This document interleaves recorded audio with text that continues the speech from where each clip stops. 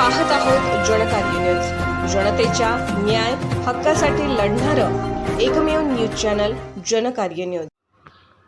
कलाकारांसाठी वेगळे आर्थिक पॅकेज जाहीर करा, अनिल मोरे।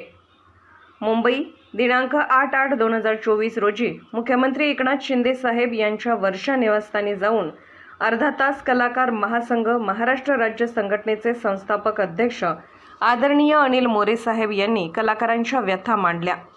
साहेब, मी तसेच आमचे कलाकार महासंघाचे शिष्टमंडळ दिनांक 9/7/2024 रोजी उपमुख्यमंत्री अजितदादा पवार यांच्या देवगिरी निवासस्थानी व दुसरे उपमुख्यमंत्री देवेंद्रजी फडणवीस साहेब यांच्या विधान भवन कार्यालयात प्रत्यक्ष भेटून गेल्या लोकसभा निवडणुकीमध्ये ऐनवेळी जत्रा यात्रेचा सीझन असताना आचारसंहिता लागल्यामुळे महाराष्ट्रातील सर्व क्षेत्रातील कलाकार व निर्माते यांचे म्हणजे बँड, बँजो, ऑर्केस्ट्रा, तमाशा, वाघ्या मुरळी, गोंधळी, शाहीर, हलगी वादक असे अनेक लोककला असलेल्या कलाकार व निर्माते यांचे नुकसान झाले आहे।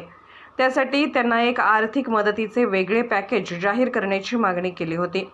तसेच महाराष्ट्रातील बँड, बेंजो यांच्या मॉडिफाय गाड्या यांना RTO मार्फत शुल्क भरून घेऊन रीतसर परवानगी मिळावी। त्याचबरोबर महाराष्ट्रातील सर्व क्षेत्रातील कलाकारांसाठी स्वतंत्र कल्याणकारी महामंडळ स्थापन करावे। महाराष्ट्रातील सर्व क्षेत्रातील कलाकारांच्या मुलांसाठी स्वतंत्र वसतिगृह व्हावे।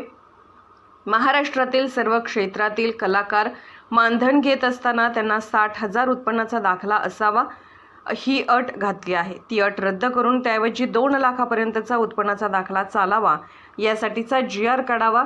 महाराष्ट्रातील सर्व क्षेत्रातील कलाकारांच्या मुलांचा शासकीय नोकरीमध्ये समाविष्ट करण्याचा GR काढावा।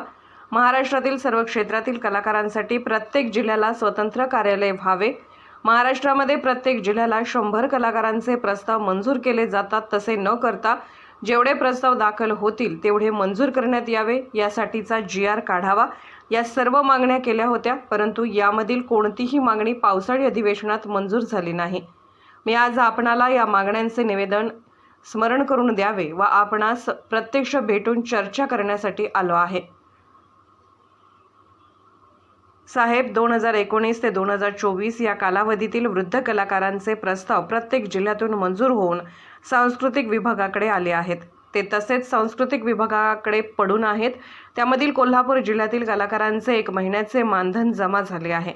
महाराष्ट्रातील अनेक जिल्ह्यांचे प्रस्ताव तसेच धूळ खात पडले आहेत। तरी साहेब, आपण या विषयांची माहिती घेऊन लवकरात लवकर महाराष्ट्रातील सर्व जिल्ह्यातील मानधन मंजूर असलेले प्रस्ताव पाहून त्या गरजू वृद्ध कलाकारांचे मानधन त्या कलाकारांच्या खात्यात जमा करण्याची विनंती केली।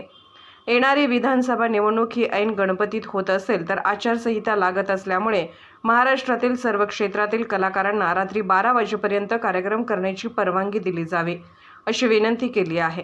मुख्यमंत्री साहेब यांनी मी हे सगळे पाहून नक्कीच महाराष्ट्रातील सर्व क्षेत्रातील कलाकारांना न्याय देण्यासाठीची ग्वाही देतो, असे आश्वासन दिले।